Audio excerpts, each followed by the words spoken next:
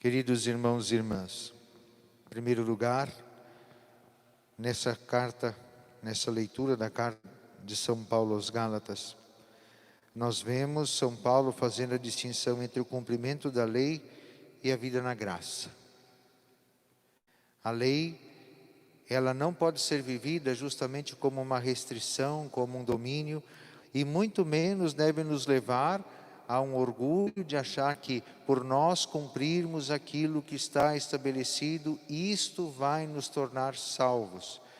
Porque se assim for, então é o cumprimento das normas, é o cumprimento da lei que nos salva e não a graça que Cristo ofereceu. E aí São Paulo reforça a ideia da aliança.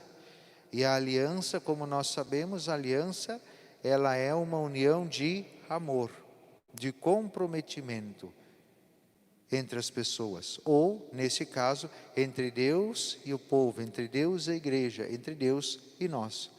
Então, a nossa relação de cumprir a vontade de Deus não deve ser um cumprimento que se submete a uma lei, mas uma relação de aliança, uma relação de amor, em que nos sentimos correspondidos e temos a necessidade de querer corresponder ao amor que também percebemos e sabemos e sentimos em tudo que Deus tem por nós. Então a salvação acontece não pelo cumprimento da lei, mas pela graça, pela aliança, pela relação de amor que Deus estabelece conosco e quer que nós estabeleçamos com Ele e com os nossos irmãos e irmãs. Dentro dessa mesma ideia, quando nós olhamos para o Evangelho, Jesus vem e expulsa os demônios. A expulsão do demônio é sinal da presença do reino de Deus. E o que acontece? Quem não quer aceitar o reino de Deus tenta gerar divisão. E começa a dizer que Jesus está expulsando os demônios por ação de Belzebu. E Jesus fala, ora, todo o reino dividido vai ruir. E isso nós sabemos que é verdade. Então, se o próprio demônio está expulsando o demônio, bom, então já é certo que ele está fadado ao fracasso. Mas não é se é pelo poder de Deus que o demônio é expulso, então o reino de Deus chegou. Mas aqueles que estavam ali questionando Jesus, não queriam aderir à aliança, não queriam aderir ao projeto, não queriam aderir à graça. E causam divisão, causam desentendimento naqueles que queriam aceitar e queriam viver com Cristo o projeto do reino de Deus. E por isso, quando Jesus chega lá pelas tantas, Jesus diz assim, olha, quando um homem bem armado guarda a própria casa, os seus bens estão seguros. Ou seja, quando nós cuidamos da graça de Deus que está em nós, que o Senhor depositou em nós pelo sacramento do batismo, depositou em nós pelas demais fontes da graça na nossa vida de santidade, se nós cuidamos, se nós zelamos, nós conseguimos proteger, mas se nós não cuidamos, qualquer um vem e rouba aquilo que nos foi dado.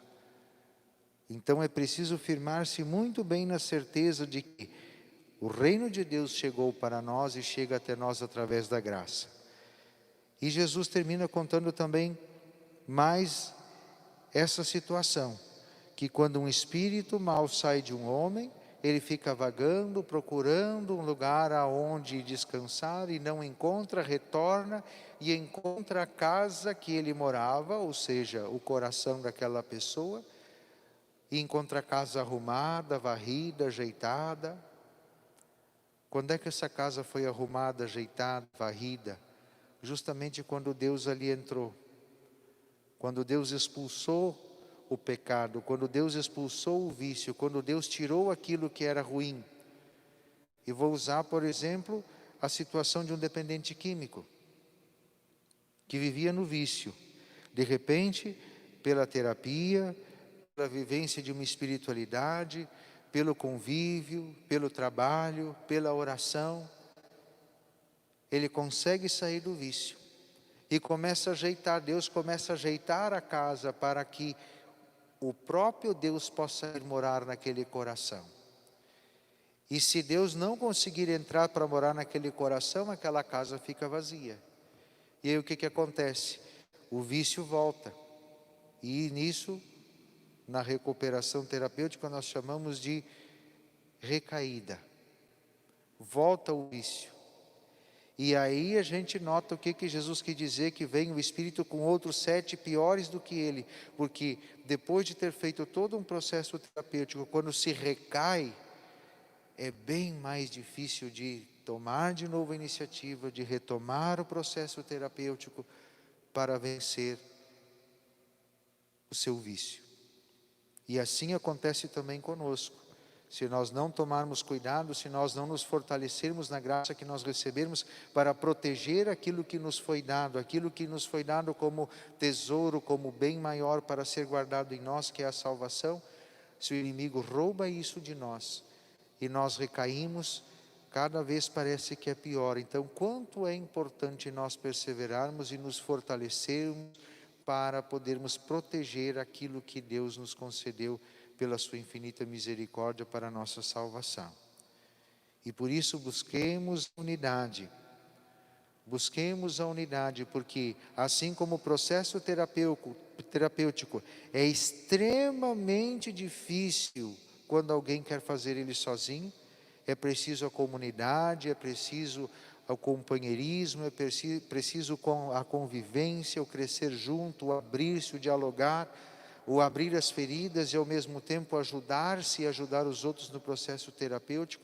Da mesma forma nós também, nós conseguimos vencer o pecado, nós conseguimos vencer os nossos vícios quando nós vivemos em comunidade, quando nós buscamos a unidade, quando nós estamos juntos, quando nós temos com quem abrir o coração, partilhar e buscarmos juntos também na unidade a salvação, a cura dos vícios, expulsar para longe de nós tantos demônios que vêm tomar conta daquela que deve ser a morada de Deus.